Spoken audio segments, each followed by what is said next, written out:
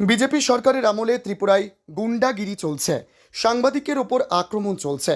বিস্ফোরক কংগ্রেসের ত্রিপুরার ইনচার্জ তথা কংগ্রেস সাংসদ সপ্তগিরি শঙ্কর উলাঙ্কা আগরতলা ত্রিপুরা প্রদেশ কংগ্রেস ভবনে সংবাদ মাধ্যমের মুখোমুখি হয়ে ত্রিপুরা প্রদেশ কংগ্রেসের ইনচার্জ তথা কংগ্রেস সাংসদ সপ্তগিরি শঙ্কর উলাঙ্কা বললেন, ত্রিপুরার পার্বত্য এলাকার আদিবাসী কল্যাণে ১৭ দফা দাবি চিহ্নিত করেছে কংগ্রেস।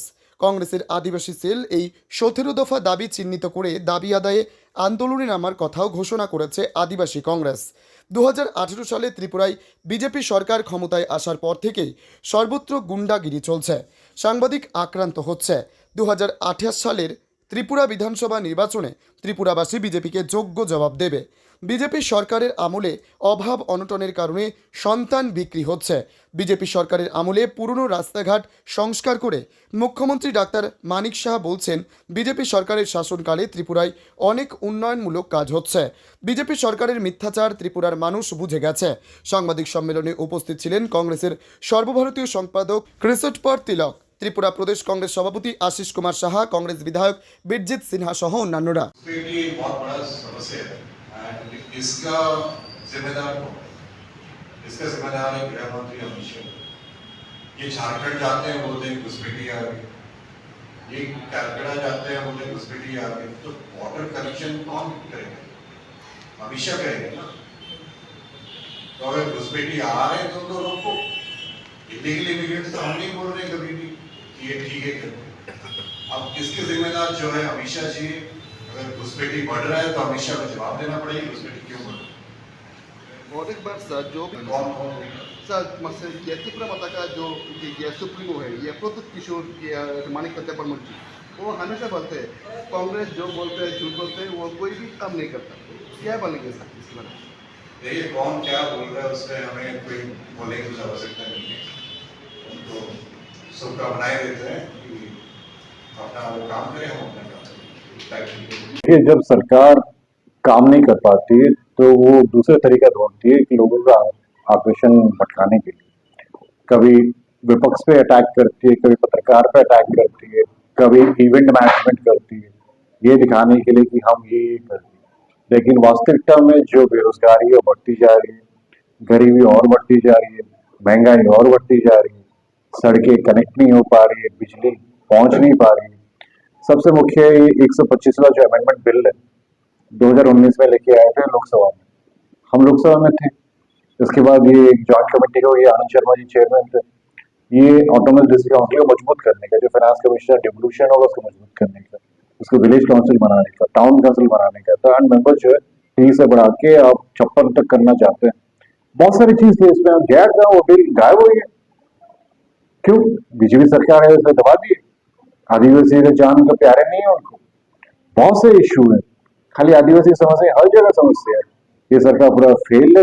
डबल इंजन का दोनों इंजन अलग अलग दिशा में जा रही है, तभी कुछ काम नहीं हो पा रहा है। हम ये सारी समस्या जो अभी मैंने बताया 17 पॉइंट हम लोग, कल हम लोग का एक बहुत बड़ा आदिवासी समावेश है।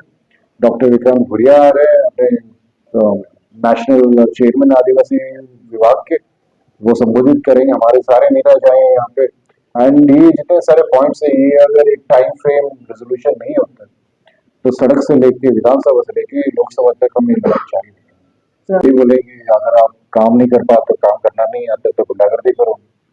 पहले जब दूसरी सरकार थी तो हमारे डॉक्टर अजय कुमार को अटैक किए थे, हमारी सेक्रेटरी सरिता को अटैक किए थे, अब सुधीर दादा को अटैक किए हैं, और पिछली बार हम लोग का जो कार्यकर्ता पे अटैक किए, अपना ऑफिस जाके तोड़फोड़ किए। यही काम करते हैं। सरकार चलानी आती नहीं है, हिंसा में विश्वास करते हैं, पोलराइजेशन करते हैं, लोगों का ध्यान भटकाते हैं। ये लोग जवाब देंगे, जितना भी बड़ा कितना अन्याय करे, लेकिन अंत तो होगा ही होगा। जैसे light at the end of the tunnel बोलते हैं, तो ये लड़ाई हम जारी रहेंगे। हम संवैधानिक भावना से, जो डेमोक्रेटिक विंग से हम ये लड़ाई करेंगे, हम प्रतिवाद करेंगे।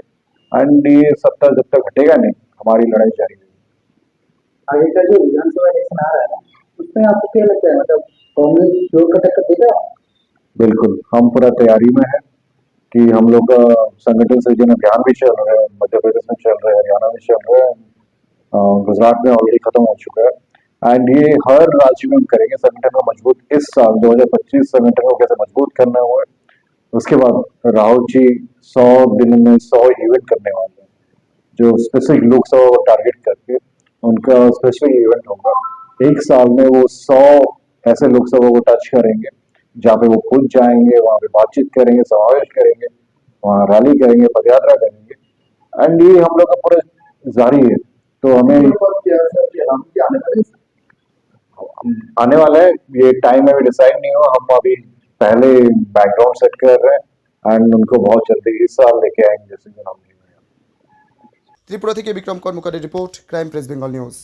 চালমানি পূজা গোল্ড, মিনিকেট রত্না স্বর্ণ 1010 আর দুধের স্বরের বিশুদ্ধতা একবার খেলেই বুঝবেন আসল স্বাদ। MS তারা শঙ্করী অ্যাগ্রো প্রোডাক্ট, বিশ্বাস আর গুণমানের নাম।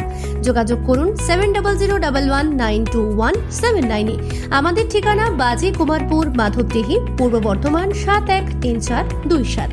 পূজা গোল্ড, প্রতিদিনের পাতে সোনার স্বাদ। তোমার আমার সকলেরই একটাই পছন্দ, মাদার্স চয়েস।